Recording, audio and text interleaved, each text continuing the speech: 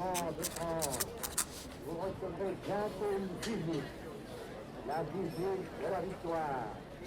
Ah, comme elle sera belle, vous le verrez.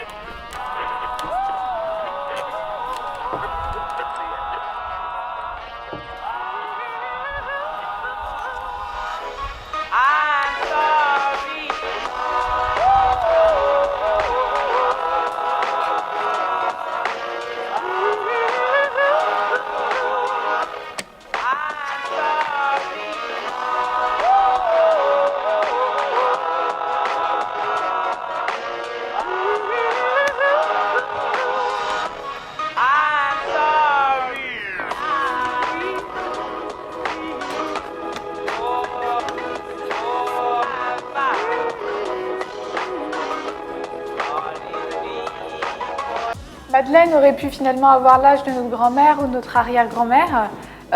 Et comme nos grands-parents, dans la cave, elle conservait de nombreux objets et documents papier de famille. Des objets, des documents qui témoignent de la grande histoire, comme le disait Clara Baudou, que ce soit par rapport à la Première Guerre mondiale, la Deuxième Guerre mondiale, ou encore suite à l'évolution du statut de la femme. Par rapport à la Première Guerre mondiale, justement, on a cette carte de Nénette et Rintintin. C'est une carte qui a été offerte à Madeleine et à sa mère en 1918. La carte Nénette et Rintintin était plus habituellement offerte aux soldats pour leur porter chance, comme on le retrouve inscrit dessus. Acceptez ce charmant fétiche, il est le seul assurément avec lequel l'on peut se fiche des bombes et du bombardement. Cette carte était couramment associée aux poupées Nénette et Rintintin qu'on retrouve ici, qui ont été inventées par Francisque Poulbeau, qui les a illustrées avant qu'elles soient finalement mises en lumière avec des fils de laine comme on les retrouve ici. Outre la carte Nénette et Rintintin, on retrouve des documents papier qui témoignent de la Première Guerre mondiale mais qui sont associés aux membres de la famille de Madeleine. Je pense notamment au livret d'ouvrière qui appartenait à Henriette, une proche de Madeleine, qui a travaillé à l'école centrale de pyrotechnie et qui fabriquait les munitions pour la guerre. Ensuite, de la Deuxième Guerre mondiale, on retrouve des coupons et des cartes alimentaires de rationnement où on retrouve le nom, bien sûr, de la famille de Madeleine qui est présenté dessus, plus exactement le prénom et le nom de la famille du père de Madeleine, qui était d'abord le chef de famille et c'est celui qui représentait du coup le foyer familial. On retrouve des coupons de charbon, des bons d'achat d'articles textiles ou encore des cartes de tabac, entre autres de cette période-là.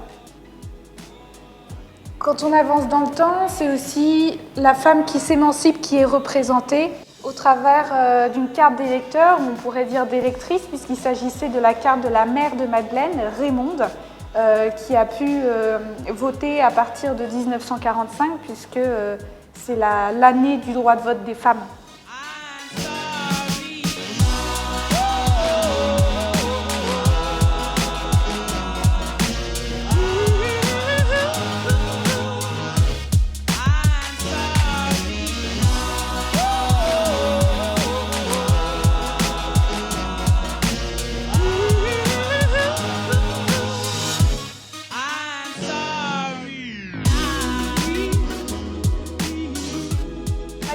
Qu'on retrouve aussi des objets, des documents papier qui témoignent que la femme s'émancipe. On va retrouver aussi des objets qui sont plutôt coutumiers du début du XXe siècle, mais qui témoignent des activités habituelles pour la femme.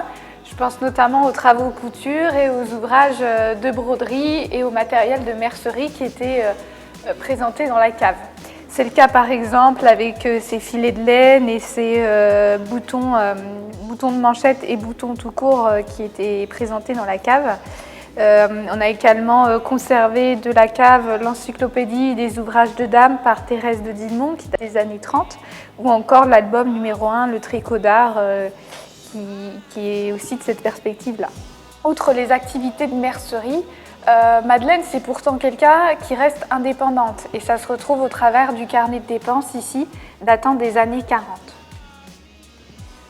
Le carnet de dépenses de Madeleine témoigne finalement aussi d'une évolution dans les achats durant une époque où finalement on est dans la Deuxième Guerre mondiale, donc on retrouve les coupons de rationnement, les tickets alimentaires qui sont évoqués dans ce carnet de dépenses et qui finalement au fur et à mesure des années vont s'amoindrir. On retrouve aussi des objets qui sont liés à la cuisine avec le Madeleine Project, qui ont été conservés en grand nombre dans la cave. C'est le cas par exemple avec le fameux livre de cuisine par la tante Malpi, ou encore les fameux moules de gâteaux à Madeleine.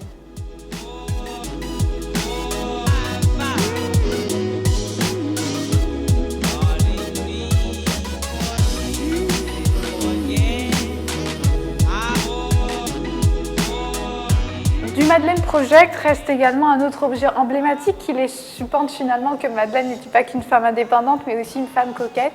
Il s'agit précisément d'un manteau de fausse fourrure.